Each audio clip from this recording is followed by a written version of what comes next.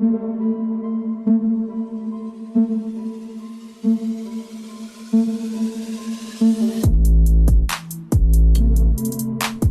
back guys to another lighted sky video. This is the last video of the sun series. If you have missed the first two, I have given the link of the playlist in the description. Check that out. And also, if you are not subscribed till now, hit that subscribe button and turn on the notification bell. If that's done, let's start. In the last video, we saw what are the layers of the sun and also about its magnetic field and its effects. With all those done, one question about which I did not speak is, how did the sun come to existence?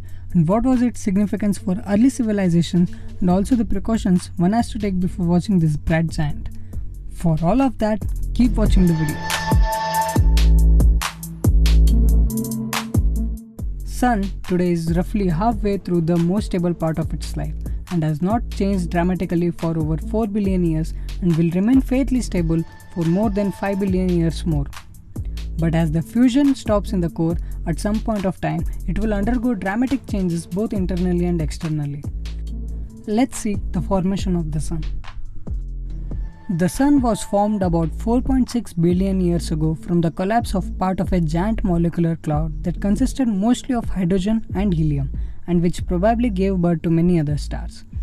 A shockwave from a nearby supernova would have triggered the formation of the sun by compressing the matter within the molecular cloud and causing certain regions to collapse under their own gravity. As one fragment of the cloud collapsed, it also began to rotate due to conservation of angular momentum and heat up with the increasing pressure. Much of the mass became concentrated in the center, whereas the rest flattened out into a disk that would become the planets and the other solar system bodies. Gravity and pressure within the core of the cloud generated a lot of heat as it accreted more matter from the surrounding disk, eventually triggering nuclear fusion. The sun is about halfway through its main sequence stage, during which nuclear fusion reactions in its core fuse hydrogen into helium. Each second, more than 4 million tons of matter are converted into energy within the sun's core, producing neutrinos, which we saw in the last video, and solar radiation. At this rate, the sun has so far converted around 100 times the mass of Earth into energy, about 0.03% of the total mass of the sun. The sun will spend a total of approximately 10 billion years as a main sequence star. It is gradually becoming hotter during its time on the main sequence because the helium atoms in the core occupy less volume than the hydrogen atoms that were fused.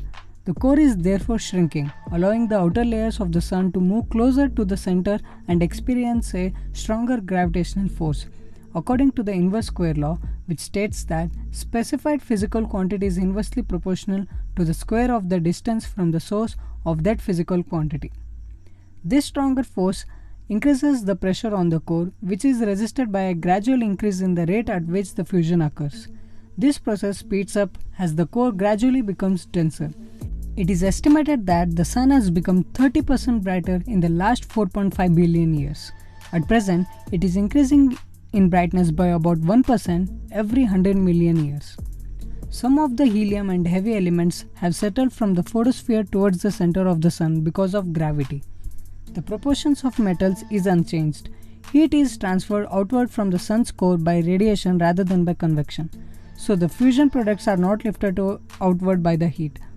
They remain in the core, and gradually an inner core of helium has begun to form that cannot be fused because presently the sun's core is not hot or dense enough to fuse helium.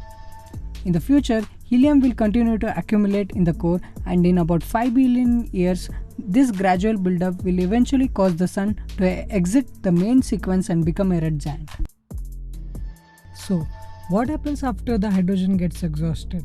Once the hydrogen in the core gets exhausted, the luminosity of the sun will double, which means that our Earth will receive as much light as Venus receives at this time.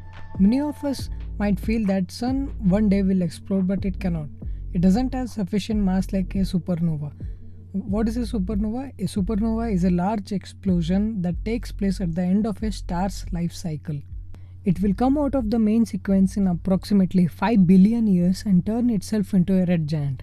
At this stage, the size of the sun will be so large that it will engulf Mercury, Venus, and might also our Earth.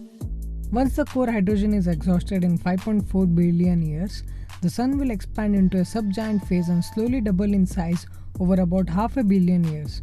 It will then expand more rapidly over about half a billion years until it is over 200 times larger than today and a couple of thousand times more luminous. This then starts the red giant branch phase, where the Sun will spend around a billion years and lose around a third of its mass. After the red giant branch, the Sun has approximately 120 million years of active life left, but much happens.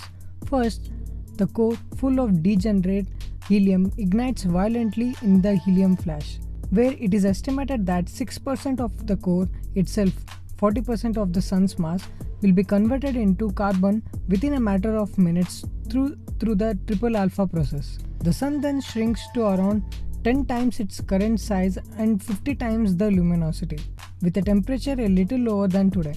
It will then have reached the red clump or horizontal branch, but a star of the Sun's mass does not evolve blueward along the horizontal branch. Instead, it just becomes moderately larger and more luminous over about 100 million years as it continues to react helium in the core. When the helium is exhausted, the Sun will repeat the expansion it followed when the hydrogen in the core was exhausted, except that this time it all happens faster, and the Sun becomes larger and more luminous. This is the asymptotic giant branch phase, and the Sun is alternatively reacting hydrogen in a shell or helium in a deeper shell. After about 20 million years on the early asymptotic giant branch, the Sun becomes increasingly unstable, with rapid mass loss and thermal pulses that increase the size and luminosity for a few hundred years every 1 lakh years or so.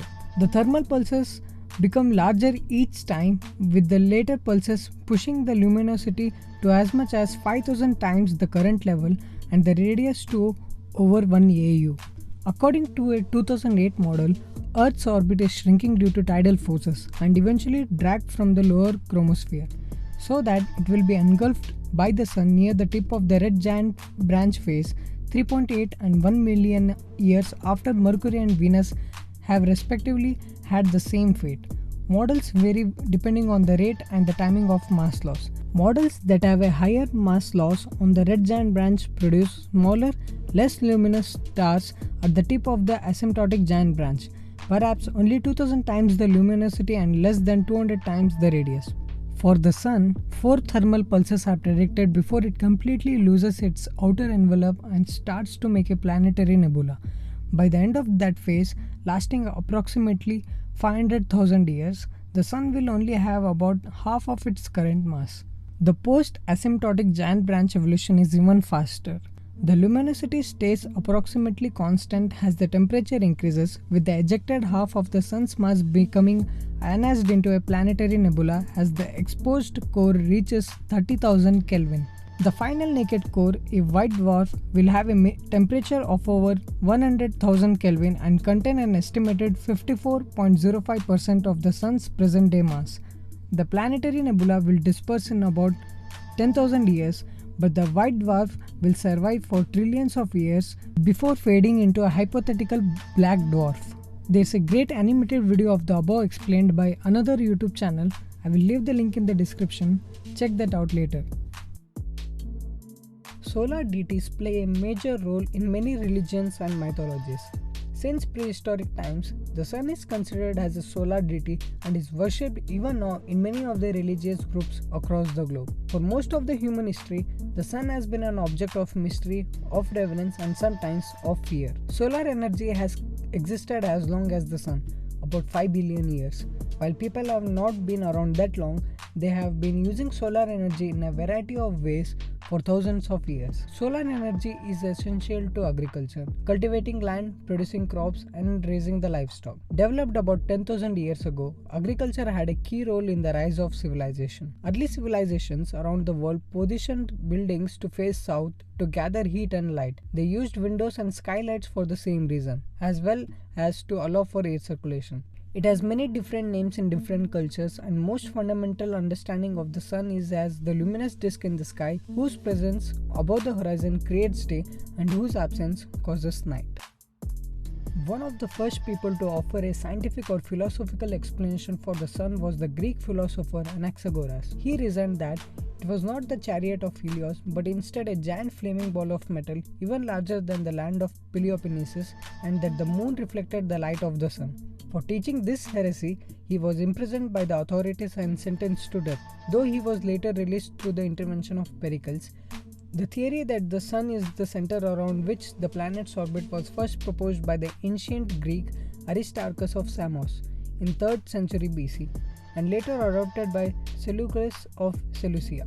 Observations of sunspots were recorded during the Han Dynasty by Chinese astronomers who maintained records of these observations for centuries.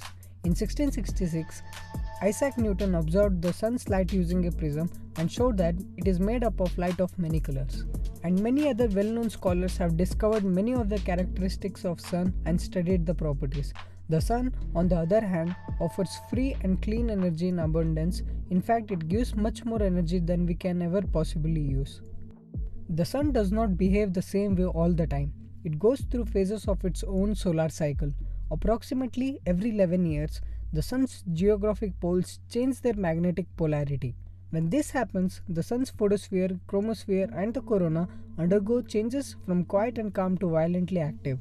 The height of the sun's activity, known as solar maximum, is a time of solar storms, sunspots, solar flares, and coronal mass ejections. These are caused by irregularities in the sun's magnetic field and can release huge amounts of energy and particles, some of which reach us here on Earth. This space weather can damage satellites, corrode pipelines, and affect the power grids. There are many missions conducted to study the sun. Out of many, the few ones are NASA Pioneer 6, 7, 8 and 9 were the first satellites designed for long-term observation of the sun from interplanetary space, which were launched between 1959 and 1968. These probes orbited the sun at a distance similar to that of Earth and made the first detailed measurements of the solar wind and the solar magnetic field. Pioneer 9 operated for a particularly long time, transmitting data until May 1983. All these satellites have observed the sun from the plane of ecliptic, and so have only observed its equatorial regions in detail. The Ulysses probe was launched in 1990 to study the sun's polar regions. It first traveled to Jupiter to slingshot into an orbit that would take it far above the plane of ecliptic. Once Ulysses was in its scheduled orbit, it began observing the solar wind and magnetic field strength at high solar latitudes, finding that the solar wind from the high latitudes was moving at about 750 km per second, which was slower than expected, and that there were large magnetic waves emerging from high latitudes that scattered galactic cosmic rays. The Parker Solar Probe was launched in 2018 aboard a Delta IV Heavy rocket and will reach a perigee of 0.046 AU in 2025. Making it the closest orbiting man-made satellite as the first spacecraft to fly low into the solar corona. The Indian Space Research Organization ISRO has scheduled the launch of a 100 kg satellite named Aditya in 2022. Its main instrument will be a coronagraph for studying the dynamics of the solar corona. An eclipse is a natural phenomenon. However, in some ancient and modern cultures, solar eclipses were attributed to supernatural causes or regarded as bad omens.